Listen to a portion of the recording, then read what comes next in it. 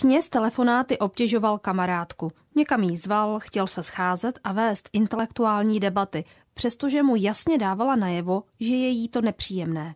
Byl jak impregnovaný, neslyšel, co mu říká, jen to po něm stékalo. Do toho na sebe podobně divně vázal mladičkou dceru další naší kamarádky, což nám přišlo už tehdy přes čáru. Kamarádka kvůli tomu navštívila pana biskupa, ale odnesla si tehdy z toho pocit, že si o ní pan biskup myslí, že je hysterka, která přehání. Naštěstí toho kněze brzy přeložili.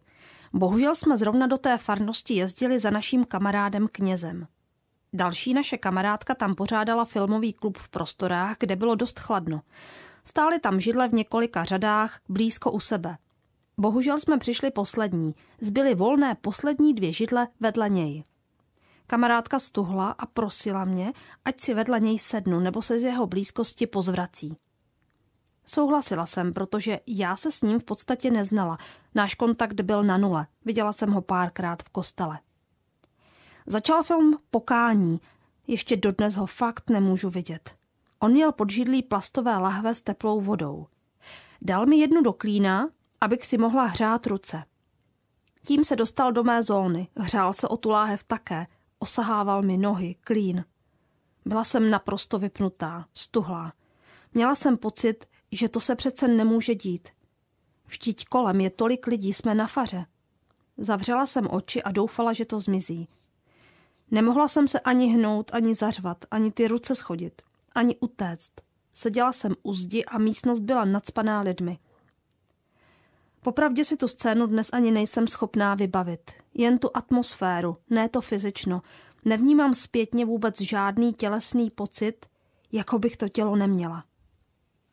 Když film skončil, vylétla jsem ven a asi hodinu chodila kolem náměstí. Bylo mi fyzicky zle. Měla jsem pocit, že do té fary nejsem schopná zpátky vejít. Kamarádka kroužila se mnou. Pak jsme o tom mluvili s kamarádem knězem. Ten byl rozpačitý, že už se ve farnosti nějaký problém s jednou stěžující si slečnou objevil. Ale on sám se s tím rady nevěděl.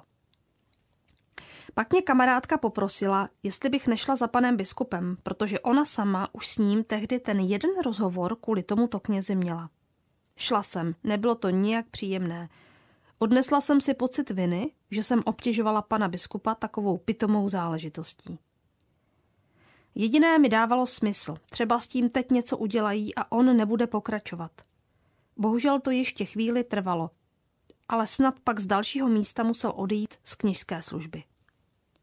Uvědomuji si, že tohle je jeden z vlivů, které vytvářely můj pocit viny z toho, že mám tělo, že jsem žena, že jsem, kdo jsem. Chování ke mně ze strany církve, já vlastně měla pocit, že já jsem ta, kdo působí problém a fakt mi to bylo líto. Mně ani nenapadlo, že potřebuji nějakou pomoc, ale potřebovala jsem. Vnímavé naslouchání nejlépe od někoho jiného než od pana biskupa, nejlépe nějaké ženy. Prostor pro uvědomění si a prožití pocitů, které jsem odložila, protože jsem nevěděla, co s nimi. Nabídku psychoterapeutické pomoci, zpětnou vazbu, co se s tím knězem bude dít dál. Hodně mi pomohlo, že se mi tenhle a pár dalších příběhů vynořily asi před 2 roky jako jakási bolestivá překážka ve vztahu mě a církve. Mohla se mi otevřít před jedním knězem, který mi pomohl tím znovu projít a doprocítit to, co bylo třeba. A omluvil se mi za to, co se dělo. Vlastně to není tak dlouho, co jsem poprvé jen tak v nádechu pocítila, že jsem naprosto šťastná tak, jak jsem. Nejen v srdci, ale i v těle.